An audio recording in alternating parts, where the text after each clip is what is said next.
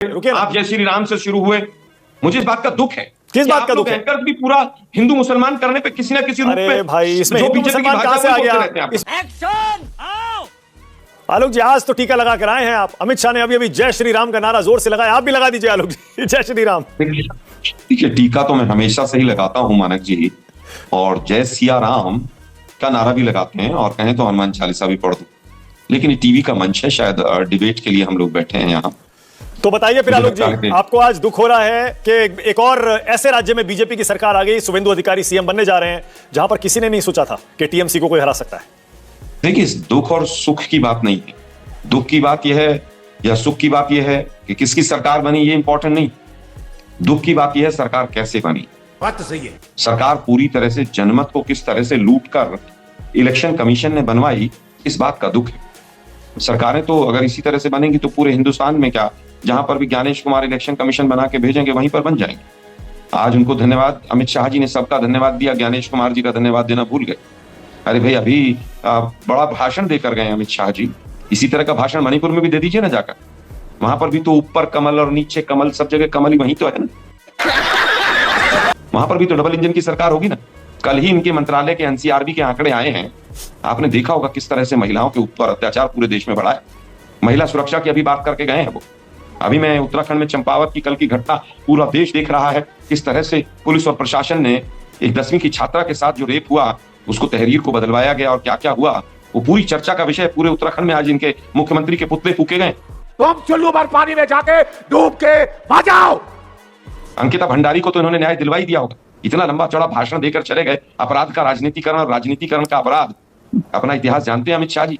आप कितने बड़े क्या थे और किस किस तरह की टिप्पणियां न्यायालय ने आपके ऊपर की। एक सेकंड आलोक जी, आज जो मुद्दा मुझे है लगता है कि एक नई सरकार बनने का है, इस पर आप बेईमानी का आरोप लगाते हैं। मानक जी देखिए, आप बेईमानी का आरोप लगा रहे हैं। अमित शाह जी ने इसी भाषण में कहा कि भैया, अभी उन्होंने इस बात का जिक्र नहीं किया, मैं कर देता हूं। केरल में आपकी सरकार बन रही है ना, और तमिलनाडु में भी शायद आप ही की विजय के साथ सरकार बन रही है ना, गठबंधन की। मानक जी, दुर्भाग्य यह है कि लोकतंत्र का चौथा स्तंभ बिल्कुल कुतर्क के रास्ते पे चल दिया। एक गली में 10 घर थे, 8 में चोरी हुई और 2 में नहीं हुई, तो 8 के जितने चोर थे उनको सबको बरी कर दो। तुम्हें शर्म है? कुछ शर्म आया है?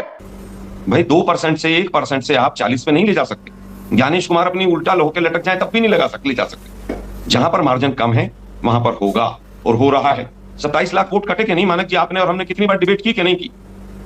क्या महिला सुरक्षा पर कल एनसीआरबी के आंकड़े आए, वो चौंकाने वाले हैं कि नहीं देश के लिए? कोई मीडिया चैनल किसी भी तरह से किसी ने डिबेट की कि किस तरह से 2014 के बाद कितना महिला अत्याचार बढ़ गया? बहुत हुई महिलाओं पर अत्याचार, अब की बार उनकी सरकार, यही नारा देकर आए थे ना ये लोग। क्या हुआ? दोस्तों, तो डिबेट वर्दी के एक और नए वीडियो में आप सभी का स्वागत है। इसी के वेस्ट बंगाल में हारने के बाद शुभेंदु अधिकारी चीफ मिनिस्टर बनने वाले हैं। इसका जिम्मेदार आलोक शर्मा एसआईआर ज्ञानेश कुमार को ठहराते हैं। तो ये डिबेट वीडियो बहुत ही मजेदार होने वाली। वीडियो को लाइक कर दीजिए और कमेंट बॉक्स में अपनी राय जरूर दें। चलिए स्टार्ट करते हैं।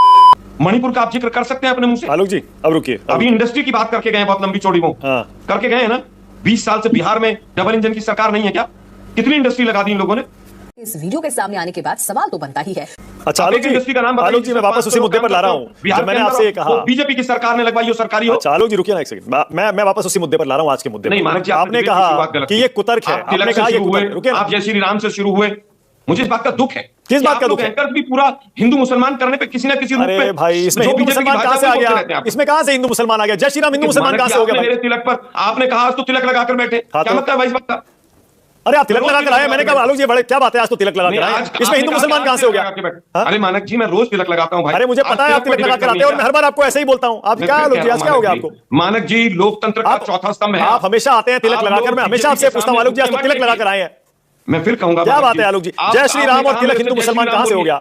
अरे भाई, एंकर्स का ये काम हो गया। क्या काम हो गया? कैसे जय श्री राम के नारे लगवाएंगे? अरे अपने कुल की मर्यादा, देश की मर्यादा का हनन करने वाले द्रोही। कमाल है। मैं तो कह रहा हूं, मैं 10 बार जय श्री राम बोलूंगा।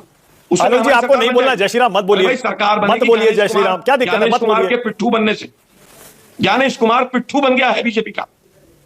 लोकतंत्र का चौथा स्तंभ 4 दिन से बिल्कुल खोखला हुआ पड़ा है, जैसे एक ही जगह चुनाव हुआ है, दूसरी जगह चुनाव ही नहीं हुआ। अरे दूसरी जगह का तो मैं आपको उदाहरण दे रहा था, जिसमें आप बोल रहे कुतर्क हो गया। तमिलनाडु और केरल में कांग्रेस की सरकार बन जाए, वहां बेईमानी नहीं हुई। असम में और बंगाल में बेईमानी हुई। एनसीआरबी के आंकड़े आए, क्या हिंदुस्तान के एक टीवी चैनल ने राष्ट्र की बात और हल्ला बोल किया? एक ने किया हो तो मुझे बता दीजिए। साल में 365 में से 360 दिन आलोक जी उन्हीं मुद्दों पर डिबेट होती है जो आप लोग उठाते हैं, जो कांग्रेस पार्टी उठाती है, विपक्ष उठाता है। 360 दिन उन मुद्दों पर डिबेट होती है। 360 दिन नहीं आते हैं, जनता माफ नहीं करेगी। लेकिन दुर्भाग्य यह है मानक जी कि मुद्दों पर बात होनी चाहिए। अरे मुद्दा यही तो है आलोक जी, आज जनादेश आया है, नया मुख्यमंत्री बना है, 5 राज्यों के नतीजे आए हैं, 5 राज्यों को नई सरकार मिली है, 5 राज्यों में 2 राज्यों में जनादेश का सम्मान, 3 राज्यों में जनादेश का अपमान, कैसे होगा आलोक जी ये? देखिए मैं फिर कहूंगा मानक जी कि अगर कहीं पर लोकतंत्र मर रहा है तो वहां की चर्चा होनी चाहिए। हमें भी पता है हमारी बंगाल में सरकार नहीं आनी, ममता जी क्या है, बीजेपी क्या है, हमसे हमें राजनीतिक एंगल से दोनों से फायदा होगा। लेकिन दुर्भाग्य यह है कि आज जो जिस तरह से ज्ञानादेश आया है जनादेश की जगह, वो दुर्भाग्यपूर्ण है।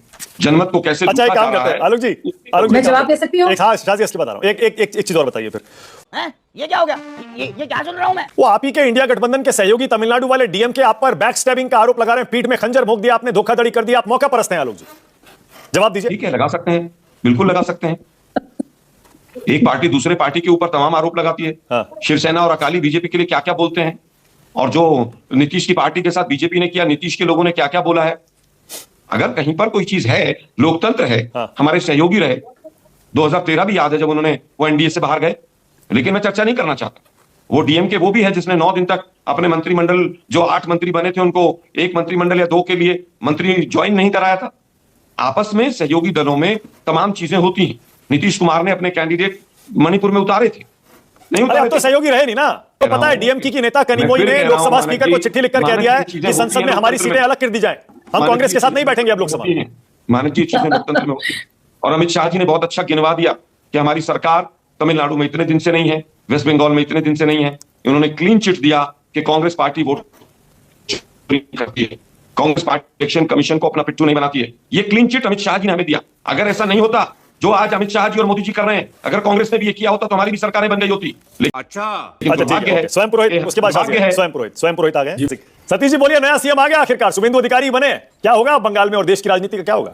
कुछ सालों में या कब पता नहीं नया पीएम आ जाएगा। जिस प्रकार से आज अमित शाह ने बंगाल में भाषण दिया है, 370 के बराबर बंगाल की जीत को माना है, घुसपैठिया मुक्त बंगाल या पूरा भारत, राष्ट्रीय सुरक्षा की गारंटी, आदि आदि, और कांग्रेस को सलाह मोदी जी जैसा कि भैया आप चिंतन करो। तो ऐसा लग रहा था कि मोदी जी के एब्सेंस में अमित शाह बोल रहे हैं।